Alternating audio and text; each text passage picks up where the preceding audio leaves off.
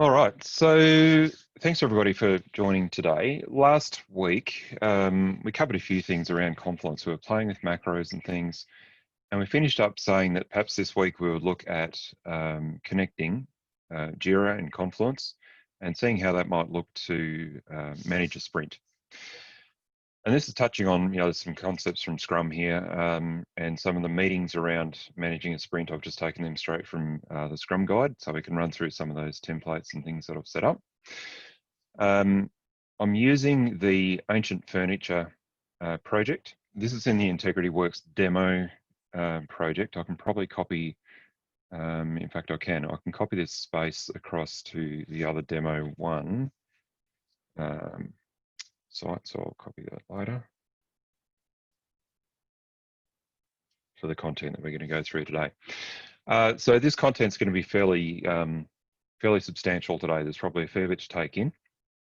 And if you want to, we can recover some of this content in the next meetup or future ones and keep discussions going in the Slack channel, just to cover it off and ask questions, no doubt, as you play with these pages and things. You're going to have more questions that you're going to come across. So I'll just open up the chat window on there. Hey Jaya, how you going? Hi Paul, how are you? Good, thank you. Good. All right. So we're looking at the Ancient Furniture Scrum board here at the moment. I went through, I had a look at the data, the mock data that was in there, and it had some issues that were closed back from March through till now. So there's a fairly good range of sample data in here. I've cheated and I've just set all of the story points to 3, just so that we'll end up having a bit of a burn down chart and all that sort of thing. And I thought today perhaps we could step through planning a sprint and executing a sprint, looking at the pages that we might use to go through managing that. So our sprint 13, if we look here, we've got a product backlog. We've got, and again, this is mock data that I've just imported, so the data might not necessarily make any sense, but it's just for the sake of the example. So we've got a range of things in our backlog here, and we could filter this on an epic if we wanted to. So the first one we're looking at here, recovered data, is my boot at boot up, whatever that means. So if we scroll down here, that one, just open that epic.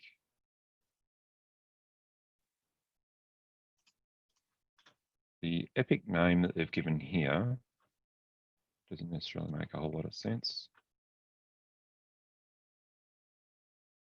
And trying to find. Okay, not quite sure which epic this one is that we're looking at in the board here. Anyway, let's see if we can find some backlog items here.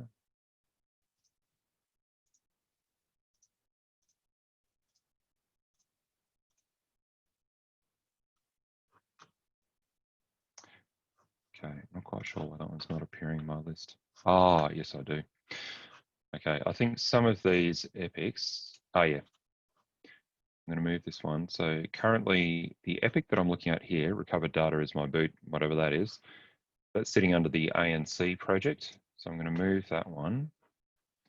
So I'm going to move that. We've gone through moving in an earlier session. So I'm going to move it from Ancient Circle to Ancient Furniture. And just stop me and ask any questions if I'm going a bit fast with any of this stuff.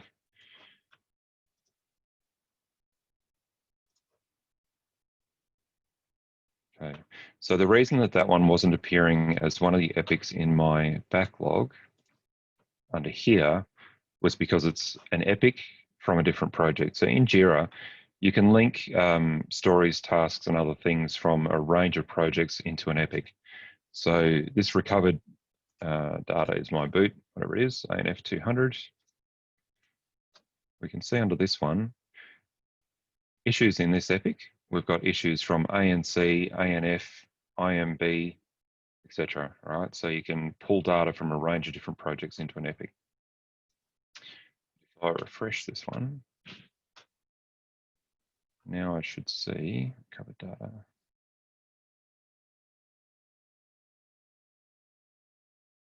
There we go. All right, so I've only got 3 issues here. So, all right, back to sprint planning. What I might want to do is filter by epic and say, right, these ones are most important to me. So I'm going to highlight those.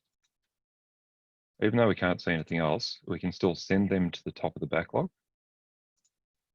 for example. And then if I unfilter and show all issues, it's now moved those 3 to the top. And if I said this context menu options, so it's probably going to be the same sort of thing. It might be in a different project. So that's under A and C as well. I'm going to move that one across too. So move, put that one in ancient furniture.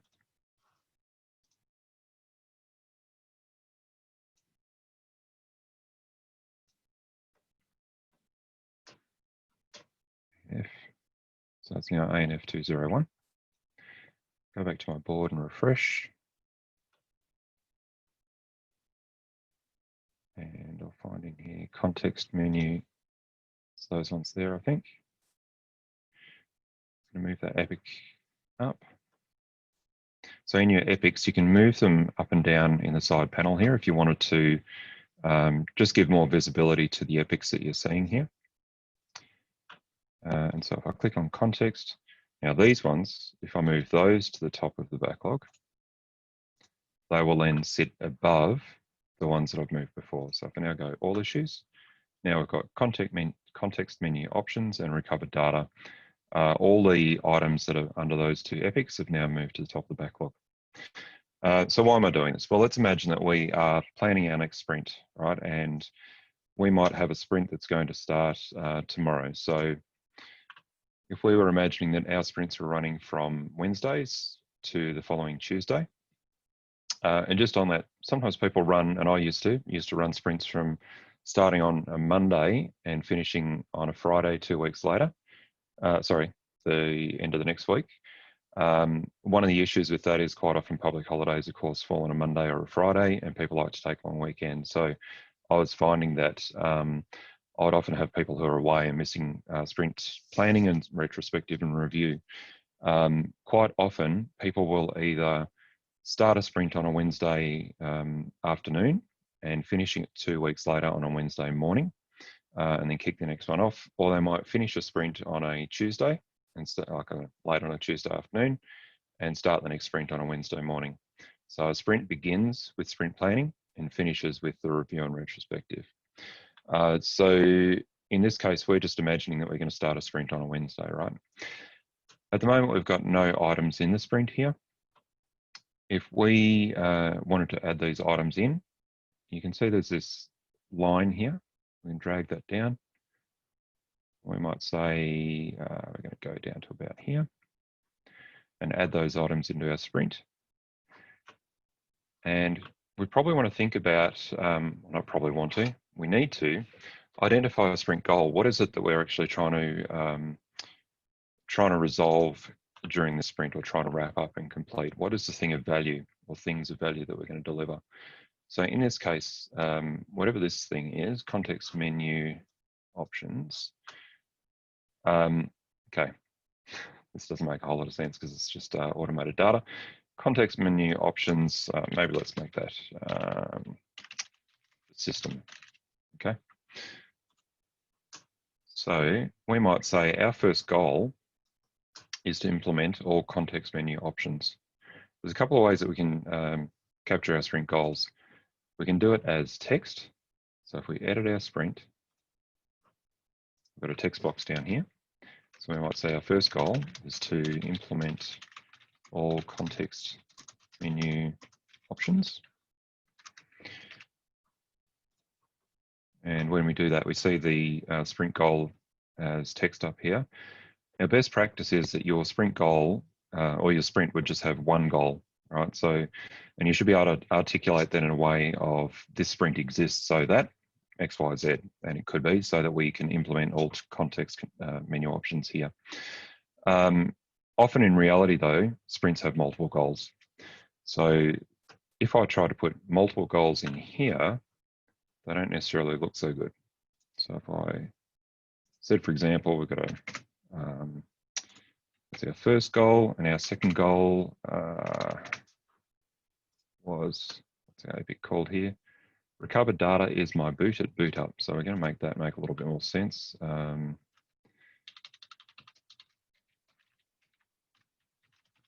just call that recovered data cleanup, for example.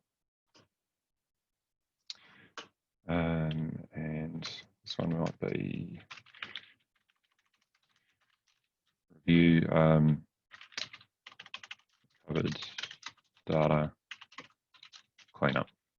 Again, that doesn't make a whole lot of sense, but we'll call it that. And let's say we had a third goal. So there's some other items down here that are a bit of a mix. So let's just say this is high priority support tickets. Okay. So I've got 3 goals there at the moment. So they're just captured here as text. This is great, but it doesn't give us any ability other than in the board itself to look at each individual goal and see how we're going with progressing towards them. I think in one of the previous sessions, I'd suggested we could use fixed versions to track our goals. So I've set up 3 goals here: ANF Sprint 13 Goal 1, Goal 2, Goal 3, and at the moment these have got nothing in them. I've just created them as dummy releases with the start and finish date. So start date is the first date of our sprint, which is tomorrow, and the release date is just the last day of our sprint, which is 2 weeks from today. If we wanted to, let's see, add some detail in here. So our sprint goal 1, we've got no description in there at the moment, but we can set one. Okay. Sprint goal 2, I'm going to call it this.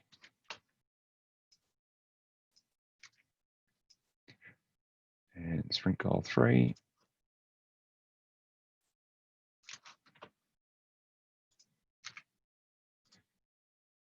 Okay. So we've got our 3 sprints goals in here. Now I can click and drag, not like that. I can click and drag these over onto sprint goal 1. Another bug with Jira, if you're selecting text and it kind of highlights like this instead of the actual functionality where it's supposed to select multiple and you can't drag, just refresh your screen. I'll try this again. So select that first one, go down to the last one. Now I should be able to click and drag across. So when it turns green under the release or version box there, I can let that go. And it will automatically set the fixed version there for those ones. The next 3, I'm going to add them into my sprint goal 2. And the last ones, I'm going to add them into my sprint goal 3.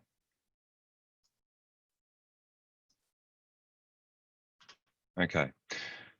So far, all we've done is look at Jira, and we're talking about sprint goals and stuff. We haven't done anything with Confluence just yet. A couple of things that we can do here. We can link a page. I'm not sure why this is saying I've got 0 pages linked, but here's one that I've prepared earlier. So I've got this one linked. I'm going to go and open that one. And I'll run through this Confluence structure in a minute. Just a couple of things to note with the versions here. So goal 1, 2, and 3. We've got our summary, I suppose, so a short name for a version. We've got a description there, and that can be much longer. A start date, a release date, the number of issues that we've got in our version, the number of issues completed, the number of issues unestimated, and our estimate. So in this case, this is 12 story points. It's also a little progress bar down the bottom here. So from the Jira board, we get a bit of a progress update, I guess. Let's imagine we were starting the sprint. So again, imagine this is tomorrow. Actually, before we do that, at the moment, these are all assigned to Joshua. So let's assign these to a few different people. Now we can either do that one by one. We could say this one, I'm going to make that Danny. The next one, And once again, I've forgotten to turn off my Bluetooth on my phone, so sorry about that. Okay. All right, so the next one, we're going to assign that one to Ignacio, for example. So we could do them one by one like that, or we could do a few at a time.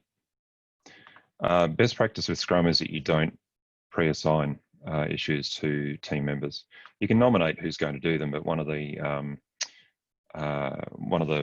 precepts, I suppose, is that people pull work to themselves when they finish something that's in progress rather than having it pushed upon them. So I won't go any further with assigning there. Okay, so that's one thing that we could do. And when we have work assigned, we can see up here we've got, for Ignacio, 3 story points and 1 issue assigned to him. And this Joshua person, got 3 story points and 1 issue, etc. And you can also get a summary view here as well. So we can see we've got 12 issues. And again, an issue with Jira is not a problem. It could be a story task. It could actually be an issue like a production issue or anything like that. And our total story points down the right-hand side there. Okay. Okay, so let's start our sprint. When we click on start, we could modify the sprint name if we want to. I already set the sprint name, and Jira will automatically increment the number at the end here. So I had started with ANF sprint 1. I went back to the March one and just created our sprints today. Duration will default to 2 weeks, and then you can pick the start date and time. It will automatically set the end date and time. So if we click start, it will automatically take us to our active sprint view. So you can see on the left-hand side here, instead of backlog now, we're looking at the active sprint view, and we can get underway. So there's a couple of things that are in progress. If we move one of those to done, I'm going to move that to done. And let's say one of these context menu ones, if I move that across, and just on the right-hand side here, you can see under this board, we've got under the done column, I can either move it to a status of resolve issue, or I can move it to close issue. Now, let's just jump into board settings here for a minute. I don't think we've actually done board settings in Project Administrator yet. But if I go to columns, we can see here we've got resolved and closed. The discussion about resolve versus close is for another time, but that's why there's, when I drag on the board, there's the option to move to one of those 2 statuses because there are 2 columns mapped to that done column. If I add a resolved column, and I drag resolved across, I should have hit enter. Okay, now I've got a resolved column and a done column. Now if I go back to my sprint, it's refreshed automatically for me. So now I've got resolved and done. So Paul, this is probably a sidebar question, yep. not around Jira, but when you said effectively best practice is not to assign a ticket or an issue, but have the team member pull it down. That is an element of Kanban, right? When we say, well, the work in process, I guess Kanban are also self-organizing teams, right? Which yes. The teams determine how best they will meet the goal of the sprint, and they determine what they need to do, what they need to work on. That's what we were getting at before, yeah? Yeah, that's right. So self-organizing teams, that's right. So Kanban and Scrum, there's that concept of the team pulling the work rather than it being pushed onto them. So you touched on a couple of different items there. One was how best to achieve the goal during the sprint. So that's breaking down the what we want to have accomplished, so the stories, into the how, so the tasks that make up those stories. And it could be if you're going to implement, for example, context menu options, there might be some front-end work, there might be some back-end work, etc. So if we imagine that this one, I mean, this is written as a defect, card causing black screen, and then start up Windows. But if this was a story that we wanted to implement a context menu option, then the developers or the team members might look at that and they might say, okay, so for that, we're going to need some, Joey's going to do some JavaScript and Michelle's going to do some back-end development. We need a bit of UX on that as well. And you might end up breaking those out into separate tasks that would go into the sprint. So the team decide how it's going to be implemented. The product owner would decide what is going to be implemented. And in that case, it would be the context menu option. And then the second part is, pulling work into progress. So the ideal end state is that you have a team who are cross-functional, and somebody might be strong in their front-end skills, but they might also be able to do some UX or some database design or something. And so depending on the work that's in progress, it could be Joey or Michelle or Fred or whoever, they might be the one who finishes the bit of work that they were working on. They hand it on to a tester or something, and then they go to the sprint backlog and pull the next bit, and they would assign it to themselves then. That's an ideal state, but quite often we want to know up front, well, how much capacity do we have? So there's got to be a pragmatic approach to it, and it depends really where a team is at on their maturity journey as to the best approach. Sometimes, and I know I did this when I was a brand new Scrum Master, tried to do it straight out of the book, and it doesn't necessarily work. So with practice, you become a bit more flexible and adjust your approach to what's actually needed and what works for the team. Nichols just asked a question. Does that answer your question, Ignacio? Yeah, that's great. It was more a comment than a question, but yeah, thank you. Appreciate the insights. Yep, that's good. Yeah, no stress. Nicole, how can we add a status to the column? I know it's covered in previous sessions, but possible to show it quickly. Sorry for that. No, that's all right. Also, what's the reason why the add status button is not displayed for admin users? Okay. So if I go into the board settings here, and actually we haven't had a chance to show this before. Now the workflow that's in place for the Ancient Furniture project is it's not a simplified workflow, right? It's a specific workflow which has got restricted transitions. So from open to closed, I think there might be some restrictions there. The simplified workflow, you can move from any status to any status. And so when you're using a simplified workflow, then you would be able to see this add status button there. But if you're using a bespoke workflow, something that you've created yourself, or something that's got a bit more constraint to it, then you won't be able to add a status. So hopefully that answers that question. But if I jump across to Ancient Circle, might have been different.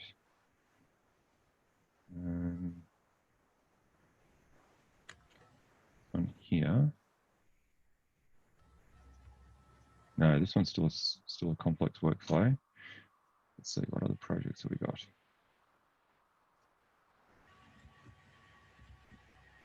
If I go to APR, I'm going to use yours for a second, if that's okay, Kutsi. I can change this one. Oh, no props. Okay, cool.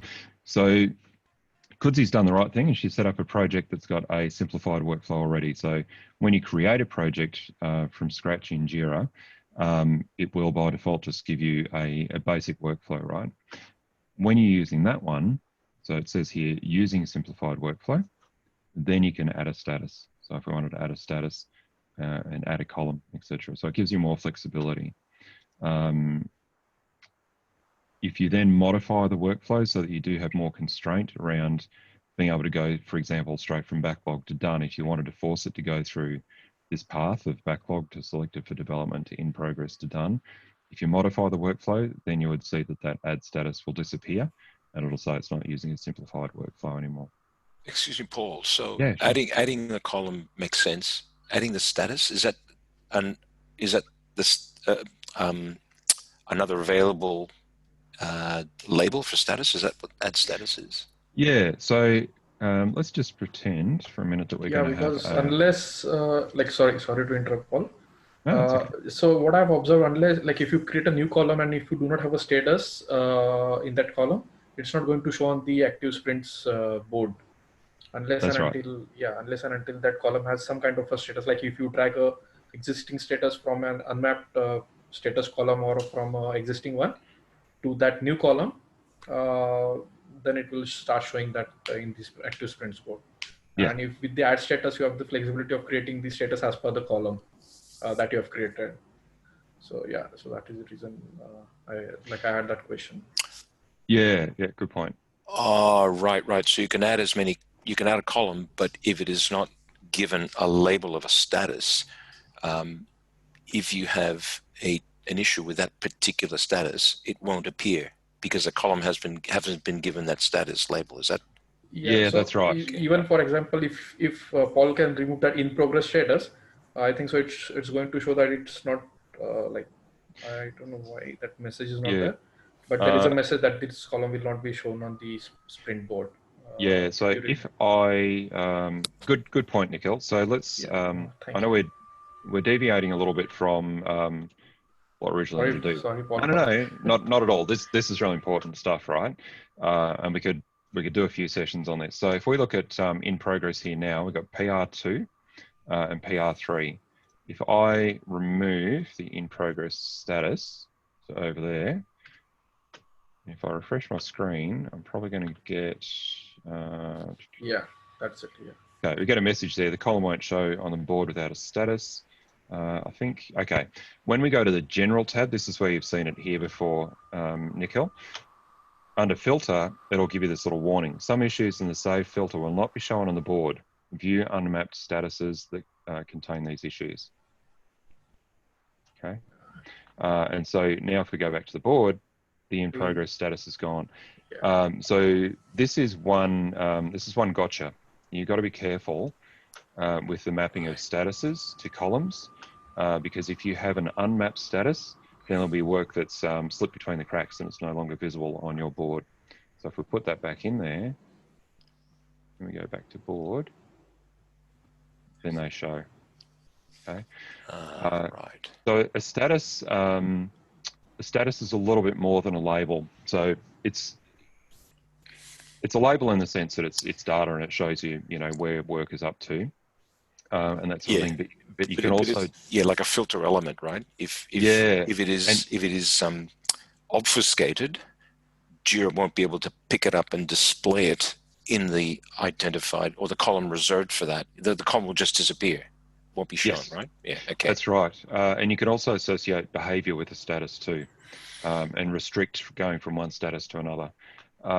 This coming Thursday, I was going to look at roadmaps, but I'm thinking, and I'm keen to get your thoughts, maybe it's best to actually spend Thursday looking at workflows and some of the complexity or the functionality around workflows. That would be great, yeah. Yeah? Okay, cool. Sounds good. Yep. So let's do that instead. Yeah, awesome. Thanks, Paul. No stress. No worries. Okay, so let's just jump back in here for a second. All right. Okay. So we were talking about, moving between statuses, and we can see now I've split out the resolved and done columns. So if I move these ones to done, with this project, I have to choose a resolution. So we've got a resolution screen that appears upon that transition. We'll talk about that on Thursday. And let's grab one of these ones and we'll move that to done.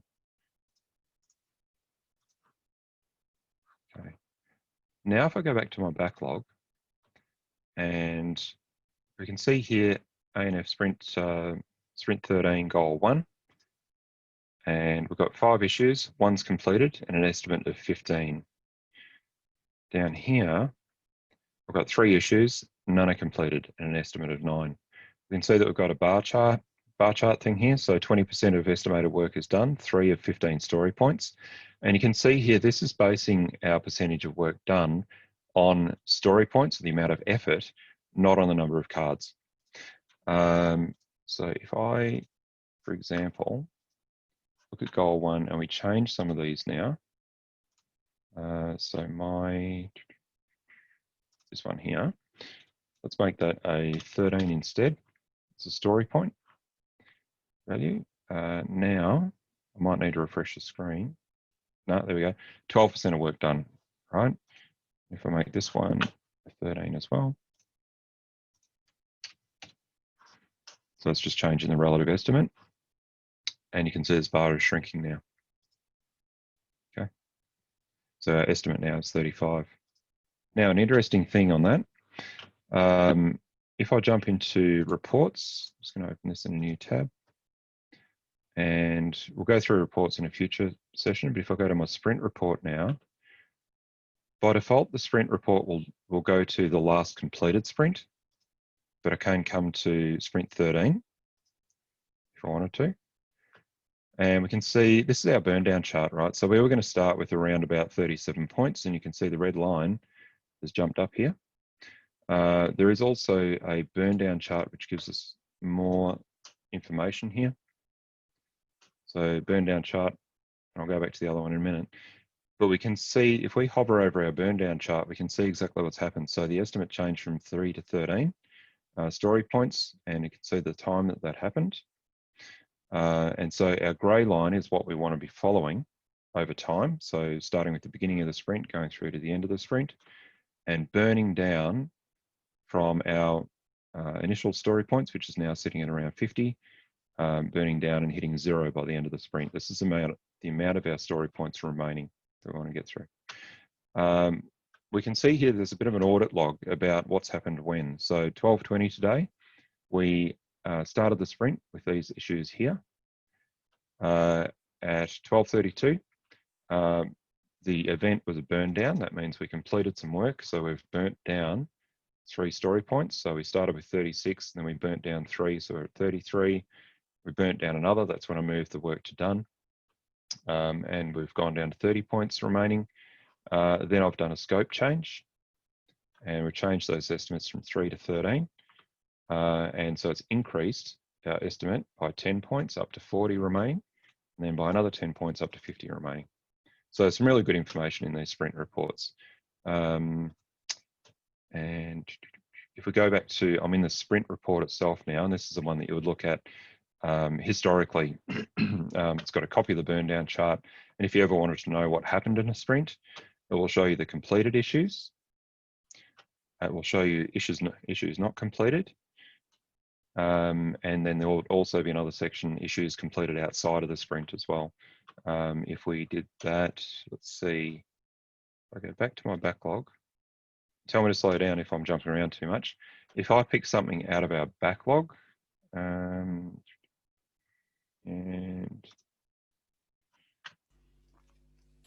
move that to closed, so done. Now if I go back and refresh that sprint report, you should see another section down here. It's going to make a liar out of me. Sprint 13. NF. It might be after I've completed the sprint that it would give me another section of issues completed outside of the sprint. The other part here is that it will show me looking back at a history of a sprint, think, oh, gee, why didn't we get so much work done or whatever, checking your velocity. You can come back to this report and it will show you items that have been re-estimated. And also if I add one to the sprint, so I'm just going to pick something randomly out of the backlog and I'm going to add that into sprint 13. Again, that's an anti-pattern for Scrum. And the reason that it's shown on this report is because of that anti-pattern. Paul, I'm used to being able to right-click on a ticket, an issue, and the option would be open in a new window, but I can't seem to get it. Is that a board setting or is that a global setting, a project setting? You know how, yeah. And you're able to open it on the right-hand pane. All I'm finding is that if I click on one, it just pops up like a dialog box in front of everything. Okay, that's the new UI. Oh, okay, got it. If you go to active sprints, so you're in the active sprint queue at the moment, Ignacio? Yeah, ANF sprints. Yeah. I'm looking at what you've got in what you're sharing. Yeah. Yeah, cool. Okay, so you're still seeing my active sprint view now, right? I am. Yeah, cool. So if you click on an item in here, you get the pop-up window. That's exactly what I'm getting. Yeah. Yeah. You can either just right click at the top there and open a new tab. Yep, you can do it from that link. Yep. Or the link that's down here as well. So you can right click on the link. Yeah. Sweet. Got it. Yep. Thank you. Thanks. No stress. And in the backlog as well. So you can either select an item that's there in the backlog, and it will appear on the right-hand side, or you can right-click on the link and open a new tab or new window, and same from the item on the right-hand side as well. So this is a recent feature or upgrade of the UI. Is that what you're saying? Yeah. Okay. And server is different to cloud, and cloud. They started bringing this in, might have been 12 months ago, but they've progressively rolled it out to cloud instances, and in some cases, administrators of Jira instances. So, if you worked for, I don't know, ANZ, NAB somewhere, then their administrators might disable that new UI view for people. And it could be that they wanted to do it all at once rather than letting people sort of move across by themselves and then ending up with support issues. So if the Jira administrators had people, ringing them up confused about the different views and stuff, they might just want to coordinate that. So the visibility of the new UI would have been different for a whole range of people in different companies. Yeah. Sweet. Thanks. Yep. No stress. Okay. So if I jump back into the sprint report now, we can see that this one, ANF 68, has got a little asterisk beside it. And that's because it was added to the sprint after the sprint began. So that's in the sprint report. Okay. Any questions about the sprint report at this stage? No, all good.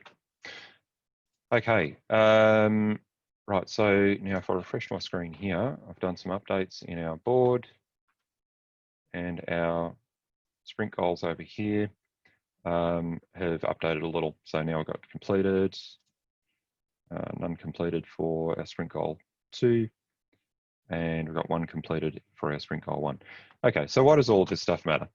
And where am I going with all of this? Well, this is our Jira view, and we might want to, sorry, I'll just collapse these down.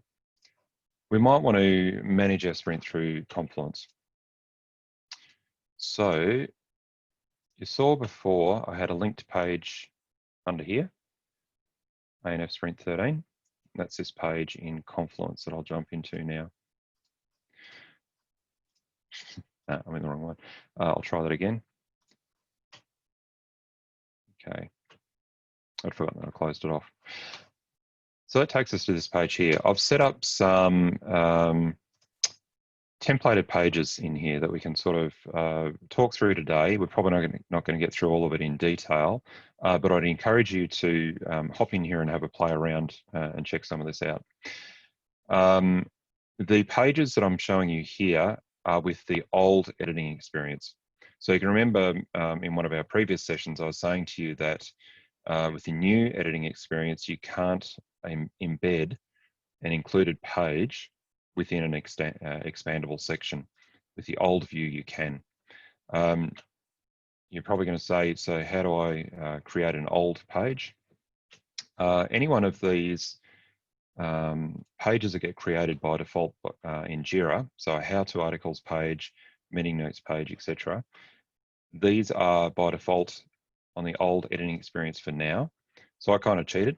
I created a how-to article with this old page, and then I copied it, and then I started modifying it and adding in my own content as I wanted to. So we can, I'm guessing there's going to be a lot of discussion, a lot of questions about the content that's on these pages. So I'll just give you an overview now.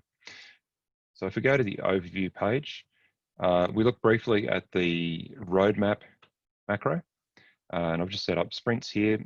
There's nothing actually linked to these ones, but if I go to sprint 13 and pop that up, then there's a link here to ANF sprint 13 as well.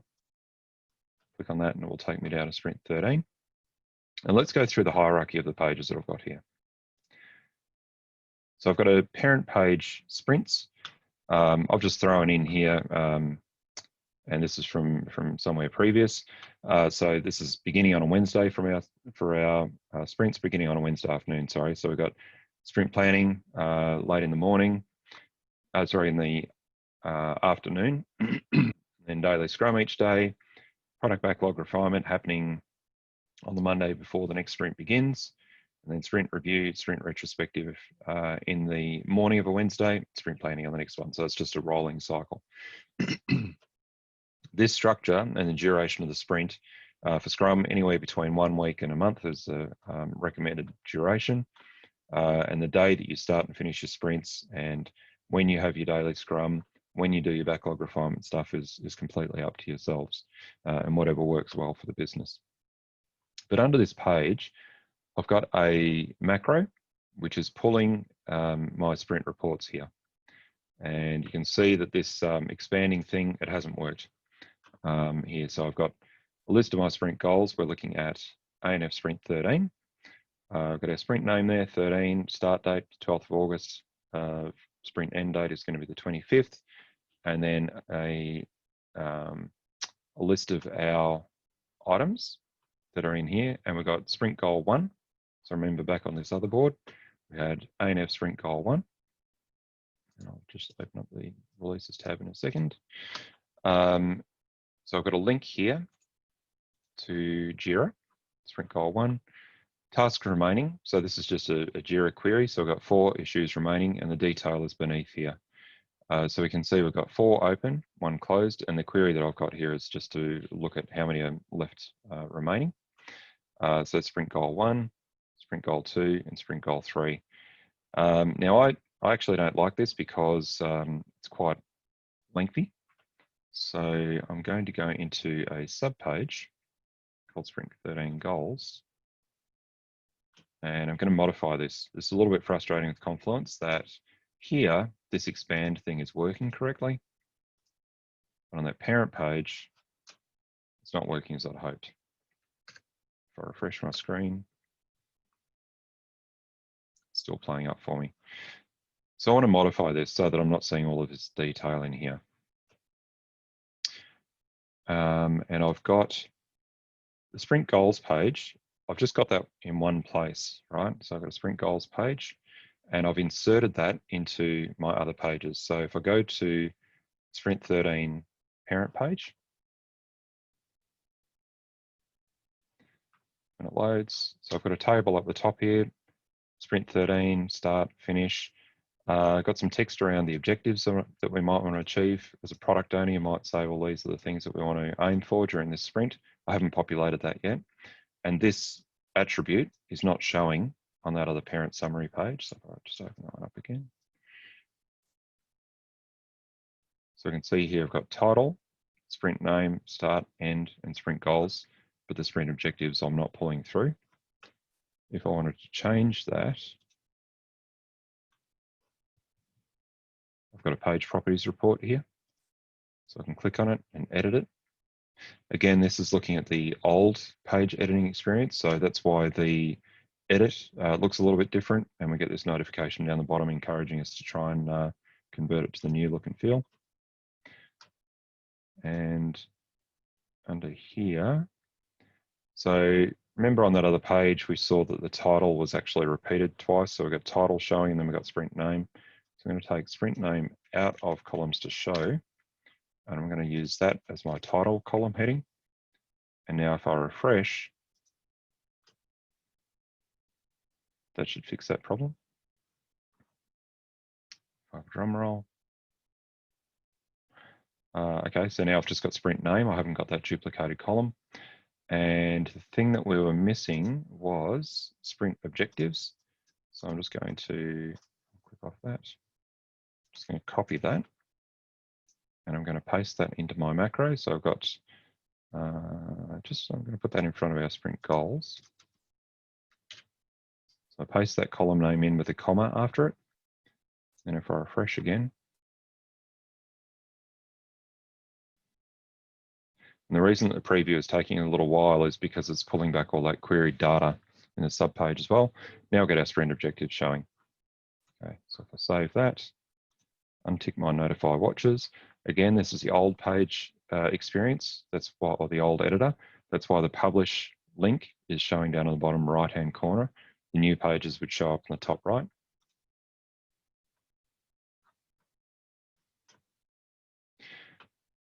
And let's just quickly look at some of the other places that I've used this sprint goal subpage.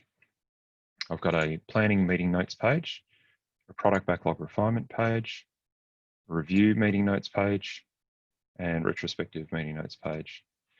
And if I go to sprint 13, so parent page, we can see all of these subpages listed down underneath. So this is another macro. I think I've shown this in a previous one, that we might want to search in one of the child pages or to see all the child pages listed below. And just underneath that, I know I'm jumping around a lot, so this might be losing people a little bit, but you can watch the video again after to see what I've done.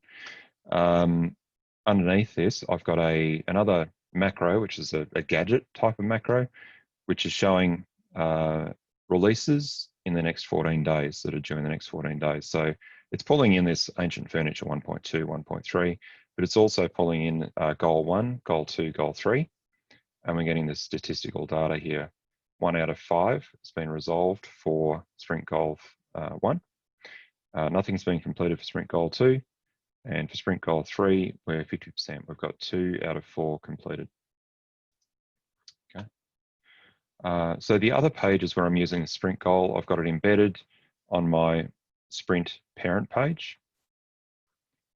If we go to the planning meeting, I'll go through this in a bit more detail in a minute. Planning meeting, I've got sprint goals showing down the bottom because the sprint goals would be an output of sprint planning.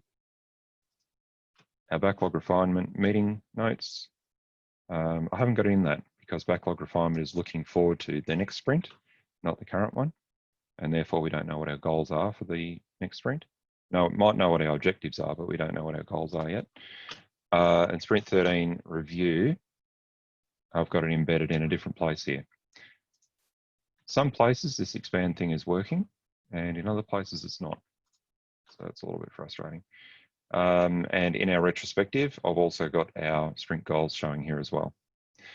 So if I wanted to change this and not having these expanding bits, I would go to my sprint goals page, and where did I have that? I've closed it. So this is a sub page which is being included in all the other pages, and I can simply edit this page. And for sprint goal 1, I'm just going to get rid of this expand bit. I'll leave it in for the other ones. And I might actually, I can see Ignacio's having a look in here as well. That's good. So I'm on to you. I know what you're doing. So I'll leave this row in here for a minute because I'm going to put this expand thing back in a minute. Actually, we can always use our version history, can't we? So I'll delete this row.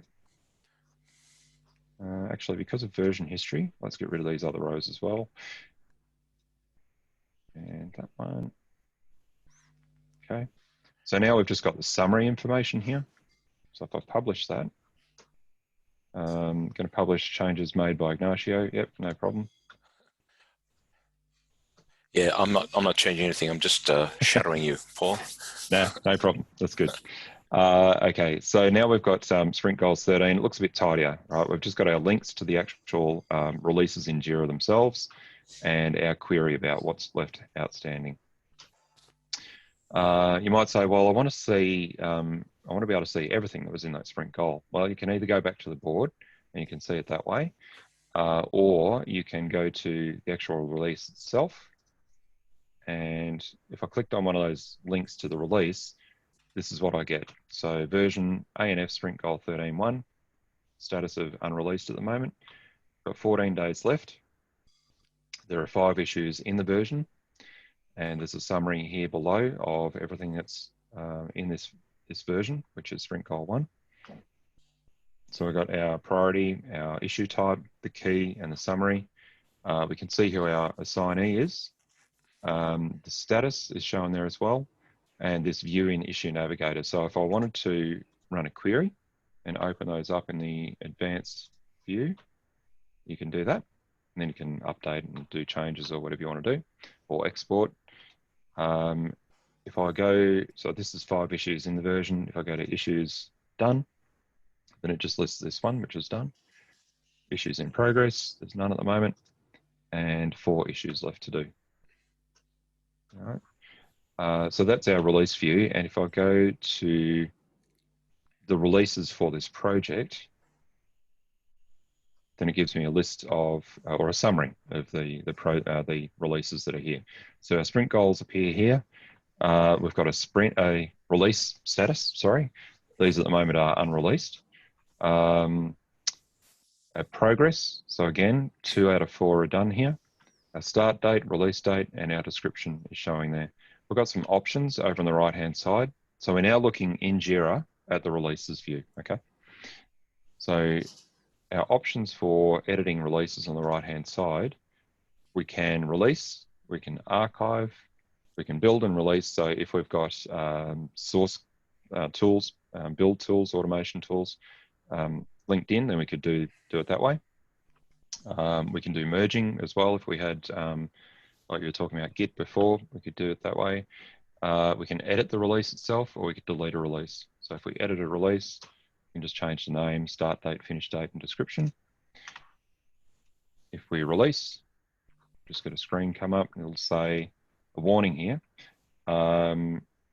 Okay, so a question there, if issues is not closed, can we add in the release version? Can we set the release version? Is that what you're asking about?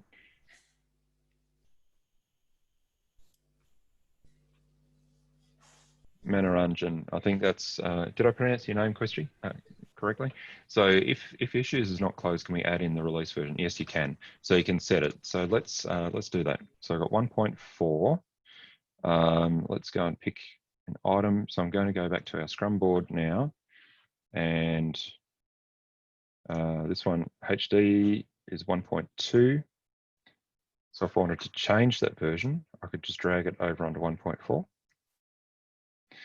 I've also changed our workflow so that I can edit items that have been closed if I wanted to. So there are some down here that have been closed.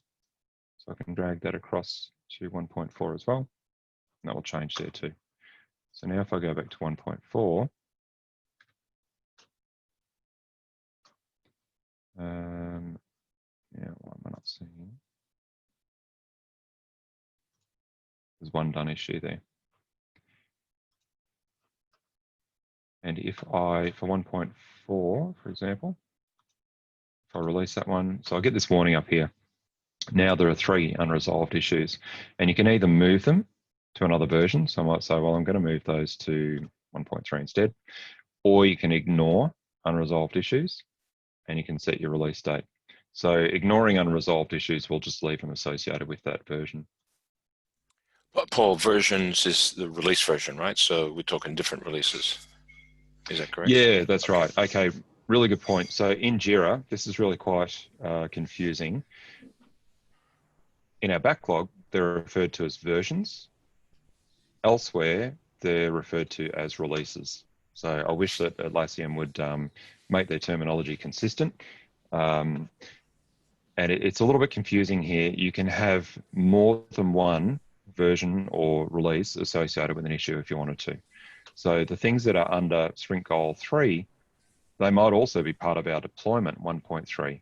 So here we're using versions or a release for managing our work and tracking our work during a sprint, but we might also track it as part of a deployment. So 2 different concepts there. A package of work that we're tracking progress on, and also a deployment too. We might have a major deployment, and it might be associated with several smaller releases along the way. So it might even be getting it into pre-prod, for example. We might have pre-prod April or August build, and we might have that set as a release. And we might have a bigger release as well, which is our 2020 final build or something like that, or December deployment to production or something. So you can associate multiple releases with an issue there. We can also archive, which will just hide it from this release, this view, sorry, because then you might end up with a lot. Now, I've just noticed we've got 2 minutes left to go. I'm happy to keep running on this and keep recording if people have got time to hang around, because there's a fair bit to still to cover here. and it will be on the recording. So if anybody has to drop off in a couple of minutes, then you can look at the recording and look at the stuff that we've talked through. Is that okay if I keep going for a bit? Cool. All right.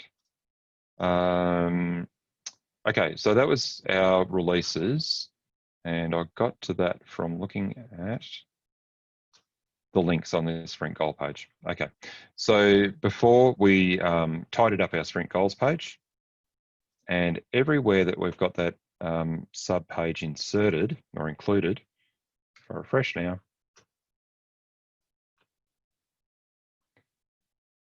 it's simplified the view there. So it's updated that inserted page. So I've only edited one page, right? But everywhere that I've inserted it, it will automatically load the new version. Same for now backlog refinement. We didn't have the goals. In our sprint review, it's there. In our sprint goals here, this is our retrospective page. So we could summarize that one. I'll refresh it. And this is our parent page. So the parent page has now got that cleaner view. And if I go to the sprints overarching page, and this might be where we've got a list of our various sprints, right? So the sprint goals here now are taking up a lot less space as well. Okay. Okay, any questions so far? All good. All right, so let's drill down a little bit here.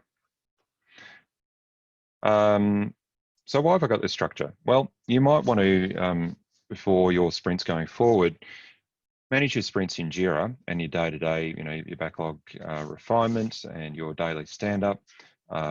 Manage those through Jira itself. But you might have a need to report or create something where people can go and self-service. Project managers or stakeholders might want to come in here and see what's been happening with your planning activities. They might want to see the status of your sprints. They might want to see your individual goals and how you're going with tracking towards completing those. And as a team also, you might want to use these as a way to help your team to mature too. So we've got a how-to article section down here, and I've got some snippets which are pretty much straight out of the Scrum Guide. So I've got a product backlog refinement meeting overview, and this just gives, out of the Scrum Guide, a summary of the backlog refinement meeting. Same for sprint planning. It talks about what sprint planning is and how it happens. Same for sprint review and retrospective. If I go to my planning meeting notes page, I've got that inserted under the overview section here. Why might this be important? Well, we might want to copy and paste this meeting notes page and not have to type that out every time. And so every time that we have a sprint planning meeting note, sprint planning session, we might want to capture the date, who was facilitating, who the attendees were, any apologies or anybody that was absent, and anybody who's tagged under these. If people were absent, but they're tagged when the page is saved, they'll get an email. So at least they're kept in the loop about what was happening, and they can go and look at the sprint planning page. Meeting goals, these are sort of a tailored mix of what's in the Scrum Guide and what's common practice across organizations. So some organizations, for example, might want to always make sure during sprint planning that they're confirming the stakeholder matrix, for example. There'll be other things in your organization which will augment what's recommended in the Scrum Guide, for example. And so this is just really stepping through, okay, so we want to review our highest priority product backlog items one by one. We want to refine each backlog item to ensure that it meets the team's definition of ready, that normally wouldn't be done in sprint planning, but depending on the maturity of the organization, it may be necessary to revisit that and just make sure that your backlog items are refined. Then adding sprint ready items into the sprint, calculating the remaining team capacity, and as an output of sprint planning, defining the sprint goal. So this meetup is about Jira and Confluence, and there's a bit of a crossover here into Scrum practice and that sort of thing too. I'm happy to discuss anything about Scrum and Agile in general if people have got some questions and want to talk about things, or if you want to challenge me on something too, that's perfectly fine as well. So meeting notes, then I've got a discussion topics part down the bottom here. And so here, if we're editing the page, we can capture meeting notes as we go. All right, so we can, the product owner, for example, could pre-populate the sprint objectives, and then they can talk through things. We might have some action items, or we might have some questions or whatever. You can caption those under the notes column there as the meeting goes ahead. And then the product owner would present the product backlog items. The team would refine the backlog items and put them into the sprint. And refining here could also be splitting a product backlog item into tasks to complete it. And then the team could define the sprint goal. You can articulate that here in words. You could capture your sprint capacity here, for example, the role, the name, percentage of their weekly percentage on the project. And this could be customized to whatever suits you as well. So you might not be on a project, so you might not need that column, for example. And then our sprint objectives, I've just added another macro in here for attachments. So if I publish this page and see if I've got anything.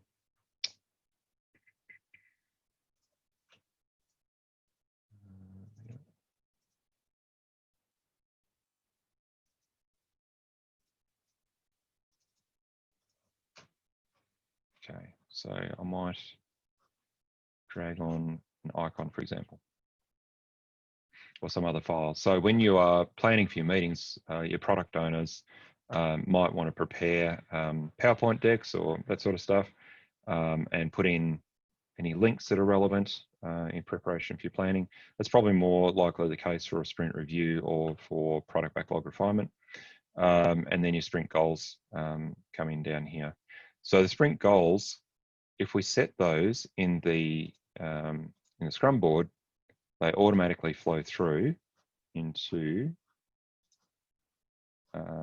sprint planning. They'll automatically populate in here.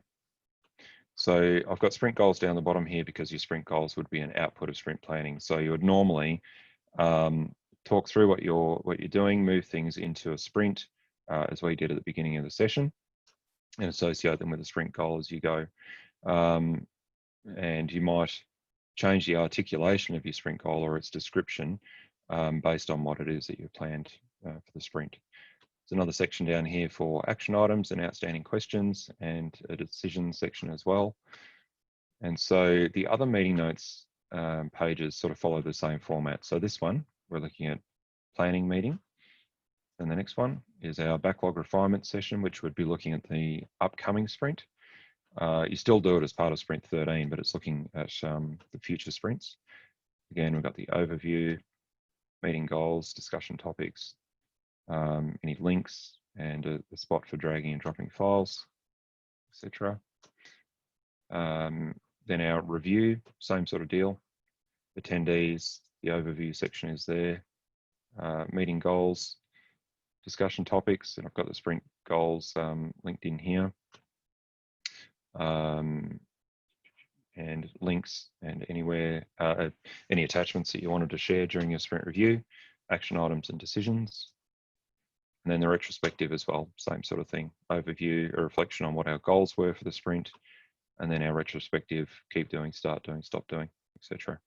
And a spot for retrospective photos if you wanted to put them in there, either of people or of your post-it note sessions or Miro boards now, any of those sorts of things that you might want to include in your retro.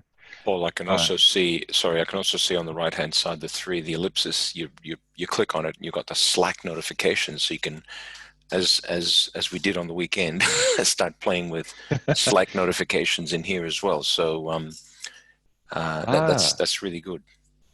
You know how we were adding Slack notifications? I think Kudzi and I, and I think you were kind of doing a bit of a comm session there, because I wanted to play with Slack. So you can actually add Slack notifications here as well. That is awesome. And you're actually ahead of me here, Ignacio, because I've never done that before. Oh, sorry. I didn't mean No, to steal your not at all. thunder. No, not at all.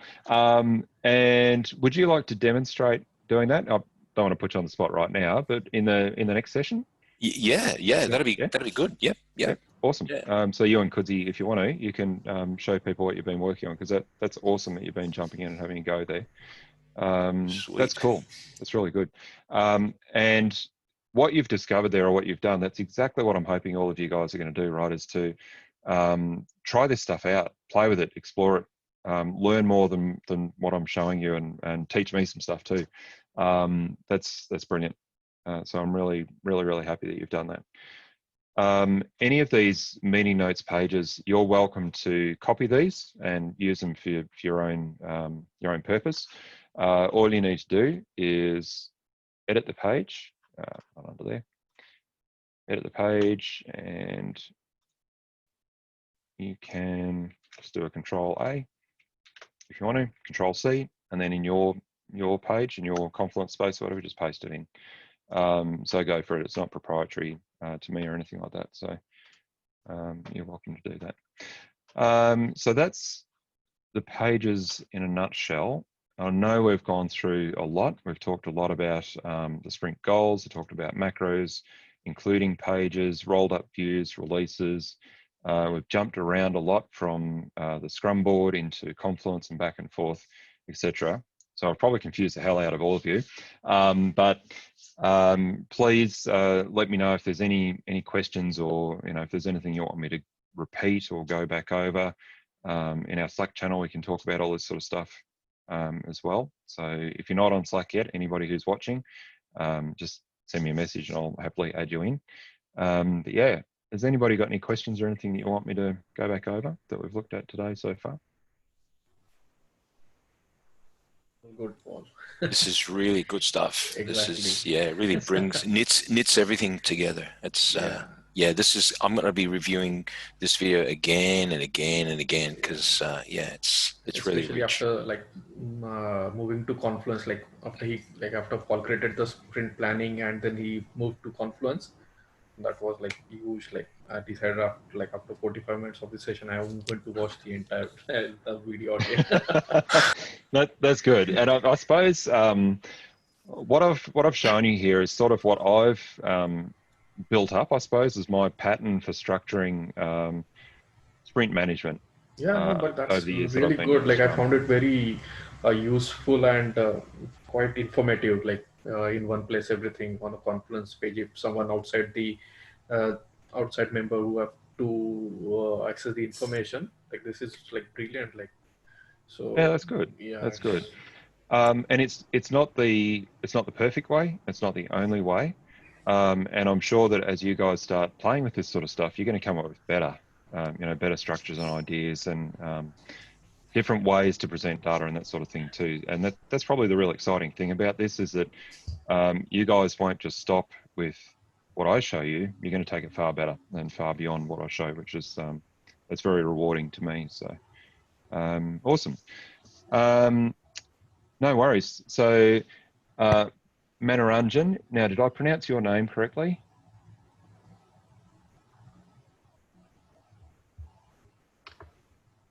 Not sure. Yeah. It you said it right. It's Manoranjan. Manoranjan. Manoranjan. Yeah, cool. Yeah, that's okay. right. Awesome. No worries. So we've got a couple of people joining us for the first time today, which is awesome to see. It's really exciting and rewarding for me. We'll catch up on Thursday, and we'll go through the workflows. That's what we said for Thursday, wasn't it? Yes. Yeah. We'll dive into deeper detail. So for Thursday, I won't prepare anything in advance. Perhaps on Thursday we can build up a workflow from scratch, do that together, and we can talk through the different features and functionality of workflows and how that impacts on the board, and how to work with it, and try some stuff out. Yeah, that would be great. And in future sessions, please cover the roadmap thing, Paul, please. In a future one, I will. I will. Whenever you decide. So from next week, we're going to go back to one session a week when I start my new role. So that'll probably give me a bit more breathing space to do some more preparation for the session. So that's, next week is probably a fitting time to do that, I think. I know I've said that a couple of times, but I think we'll actually get into it next week. Yeah, no worries, no worries. Right. I know there is lots in your plate. I just wanted to understand that project and or agile roadmap and or the product roadmap. That's absolutely. And I think a lot of people will have that same need or same interest, and perhaps we can build up the content of the roadmap together as well. So ancient furniture, this the Jira project that we're looking at here. If you play with that one and update the content, now this is for people who've got access to IntegrityWorks demo. Perhaps I'll export this project and import it into the other instance as well for those who are on demo 01. Demo 1. But if you can play with these and update the status of the tickets, so move things to done and create new tickets and all that sort of stuff, then in future sessions, that will help to populate those sprint reports. So knock yourselves out and play with the data, right? Don't be afraid to update the status and create new stuff, and probably not delete stuff, but play around and ask questions, chat on Skype and on Slack, and keep doing what you've been doing. It's been awesome. Sure. Yeah, thanks, Paul. All right. And we are yet, you are yet to decide the sessions, session for the next week, right? Yeah, so from next week I'll change it. Can I just have a quick indication for people? You can take your time. I'm just just asking. No, that's all right. And I need to change those sooner rather than later so that people have got adequate notice. Perhaps because we're already meeting on a Tuesday and Thursday, I might just make them either a Tuesday or Thursday, rather than changing back to a Wednesday again. And if anybody can let me know if you've got any problems with the Tuesday or Thursday, but I think because we're already on those days, it should be okay. And US time, of course, that's Monday evening or Wednesday evening. Yeah, all right. Any other questions or anything else you want to see before we wrap up? No, I'm good from my side. Good. Thanks, Paul. No stress. So Paul, before you go, you want a poll from us nominating the first option, maybe second option for time? Yeah, maybe. Okay, so here's a poll that I created before. Tuesdays and Thursdays is good. No, that's no good. So maybe even in the chat here, if you can just indicate whether you've got a preference for Tuesday, Thursday. Oh, let's do it in Slack, if that's all right. Slack, okay. Yeah, let's do it in Slack and go from there. Cool. Awesome. Fantastic. Right. Thanks, Paul. Thanks, Chris. Thanks so much. Thanks, team. Thanks, guys, for coming along today. Really appreciate it. Talk soon. Take care. See you. And you too. Okay. Bye-bye. All right.